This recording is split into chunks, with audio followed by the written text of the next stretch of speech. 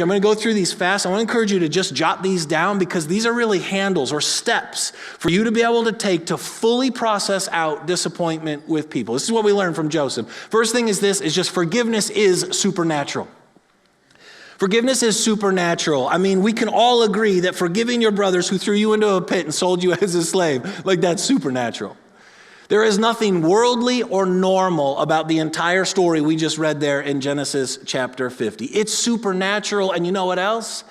When you forgive the people in your life, that's supernatural too. All forgiveness starts with the heart of the Father and flows through us into the world around us. So every time you forgive somebody, you literally just brought heaven to earth. You say, how? Because in heaven there's no bitterness, there's no rage, there's no anger, and there's no offense. There's forgiveness. So you're bringing heaven to earth, you're breaking the power of the kingdom of darkness, you're coming out of alignment with the kingdom of darkness, you're literally releasing the miraculous. Forgiveness is a miracle. It's literally the manifestation of the power and the goodness of God into the world around us. Forgiveness is a sign and a wonder. We say we want to see signs and wonders. Man, forgive people. It's a sign and a wonder. It points the way to Jesus and leaves us in awe of him. You want to see the supernatural? Forgive, because it's supernatural in every way, shape, and form. Second thing is this, forgiveness is a choice, not a feeling. I think we could all agree, I don't think Joseph felt like forgiving his brothers. I mean, we know the Egyptians could do some amazing things. I bet you he felt like building the biggest pit in the world and throwing his brothers in there and saying, how do you like it? But he made a choice to forgive. You see, you won't feel like forgiving the people who throw you in a pit. Your flesh, in fact, will lead you to this place where you feel like getting even, but your spirit will lead you to choose to forgive. And if you're waiting till you feel like forgiving, you're going to be waiting a long time. Sometimes you just have to say, I don't feel like it, but I'm going to choose it because I know what God's asking me to do. Even though I don't understand it or like it, I'm going to do it because his ways always lead to freedom. Third thing is this, forgiveness doesn't require an apology. What's fascinating to me is Joseph's brothers never apologize.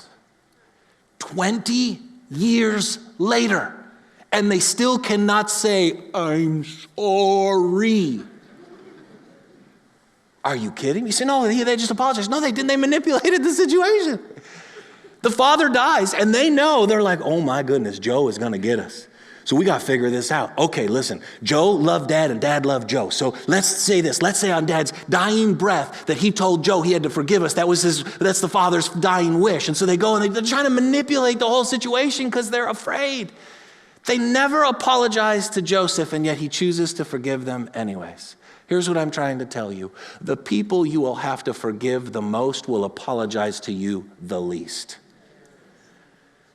The people in your life that can steal your destiny by keeping you in a relational pit, if you let them, they're going to be the least likely to apologize to you. And so you're going to have to figure out how to work it out with the Lord to forgive and release, even though they probably will never say, I'm sorry.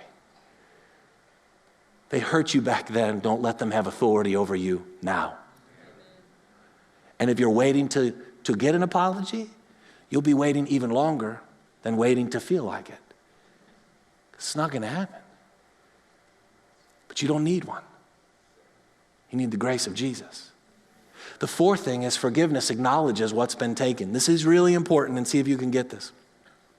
When Joseph said, you intended to harm me, he knew exactly what they took from him. He said 20 years to think about it. He had to identify what they took from him. You know what they took from Joseph? They took his coat, they took his father, and they took his life. 20 years he's thought about it. He's identified it, he's acknowledged it, and he's chosen to release it. He's chosen to release what they took from him, and that's why he's able to fully forgive them. You see, when someone sins against you, what they do, they actually steal something from you. They take something from you. There's a debt that's owed. That's why it's called forgiveness.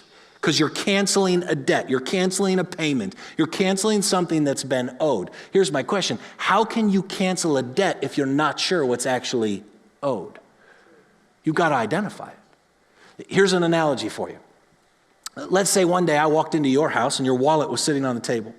And when you weren't looking, I grabbed your wallet and I opened it up and you had a $100 bill in there. I took your $100 bill, put the wallet back down, put it in my pocket, left, went and spent the $100.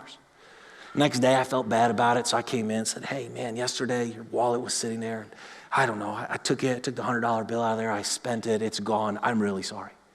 You grab your wallet, you look at it, sure enough, the $100 bill's gone. You think about it for a moment, you look at me, you say, okay, well, we're friends, so I'm going to choose to forgive it. I'll release it, I'll let it go.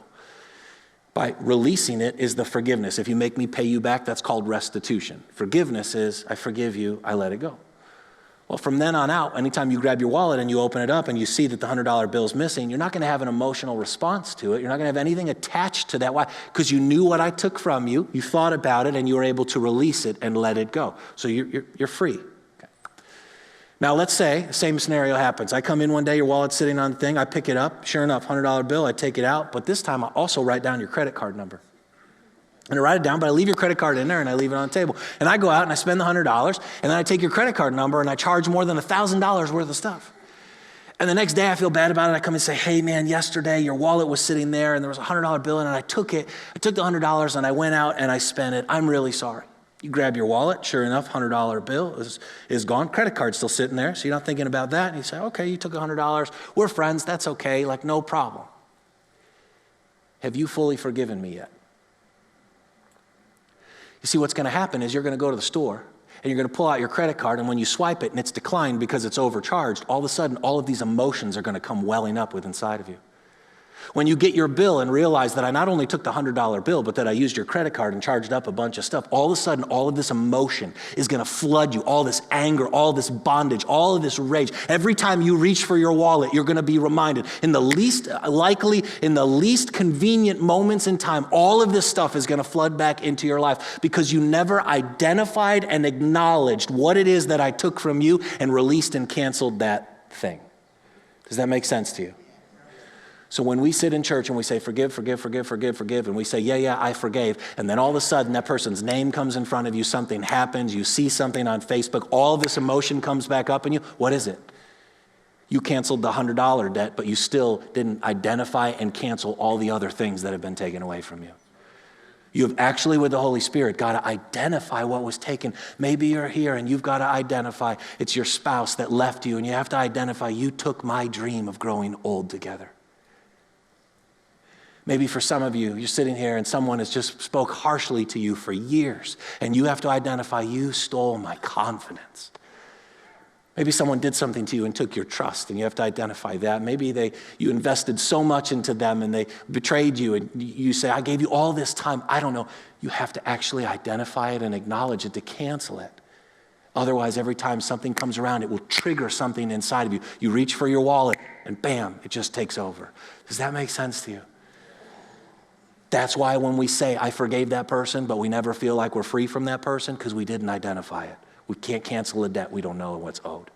Which is the fifth thing, which is forgiveness cancels the debt and credits the account.